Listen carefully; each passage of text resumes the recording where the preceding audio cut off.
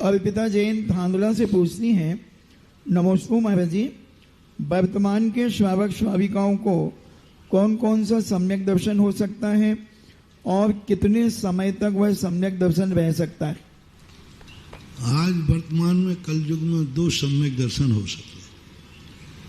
प्रथमोपम सम्यक दर्शन भी आज हो सकता है, जिसका काल मात्र अंतर मुहूर्त है। क्षयोपम सम्यक दर्शन का काल जन्म के एक अंतर मुहूर्त ही मात्र नहीं, जन्म के कम से कम वर्ष पृथकत्व प्रमाण 3 वर्ष से लेकर 8 वर्ष की उम्र के बाद सामान्यतः जन्म के 8 वर्ष अंतर मुहूर्त तक नियम से पंचम काल का जीव मिथ्या दृष्टि रहेगा। 3 वर्ष भी ले सकते हो, लेकिन सामान्य मान्यता 8 वर्ष की है। 8 वर्ष तक पंचम काल का प्रत्येक जीव मिथ्या दृष्टि ही रहेगा, मिथ्याद के साथ ही जन्म लेगा। इसलिए हमारे पूज्य आचार्य महाराज ने जन्मदिन मनाने का इसलिए निषेध किया। बोले किसका मना रहा हो? मिथ्या दर्शन के साथ होता है। मिथ्या दर्शन के पंचम काल में कोई भी जन्मे, जन्म के समय वो मिथ्या दृष्टि ही होता है, और उस समय मिथ्या दृष्टि है। हमने आचार्य श्री का बहुत बड़ा प्रोग्राम एक बार राजस्थान में करने की सोची थी, जयपुर के अंदर। मैंने योजना भी बना ली, तैयारी बना ली। आचार्य श्री को जब समाचार मिला तो उन्होंने कहा क्या कार्यक्रम कर रहे हो?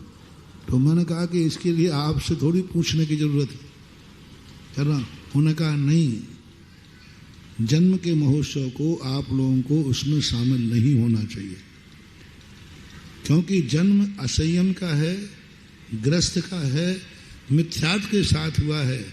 इसलिए अपन को उसमें भागीदारी नहीं लेना है, उसका समर्थन नहीं करना है।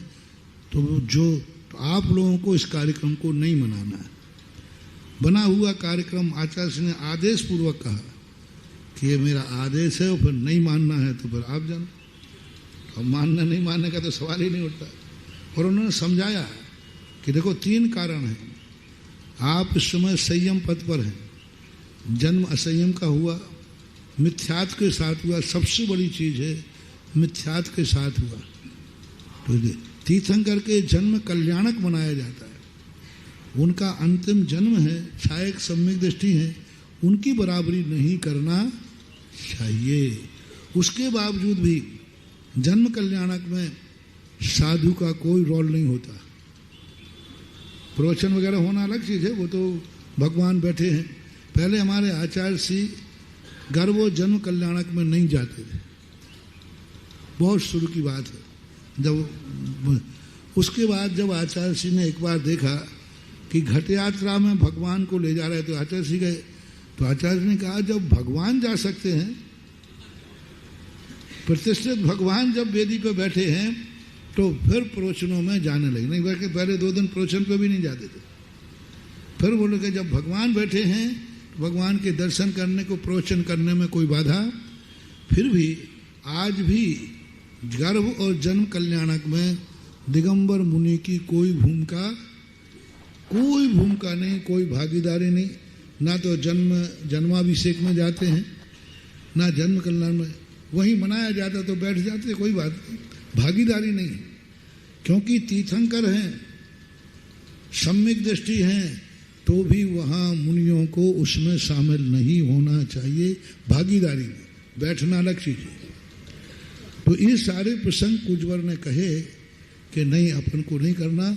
हाँ, आप लोग दीक्षा विधि तिथि वगैरह है, उसमें कोई बाधा नहीं है, लेकिन जन्म कल्याण, जन्म जयंती आदि मनाने के लिए हमारे लिए स्पष्ट निर्देश दिए थे, और वो बात है।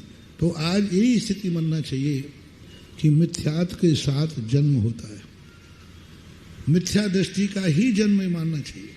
असंयम तो है ही, ग्रस्त तो है ही, और जन्म के समय किसी का निर्णय नहीं है कि आगे क्या बनेगा। तीर्थंकर का तो निर्णय है कि जन्म या नियम से आगे मुनि बनेंगे ही बनेंगे, मोक्ष जाएंगे। तो इत्यादि को लेकर के गुरु आज्ञा को हमने प्रमाण मानते हैं।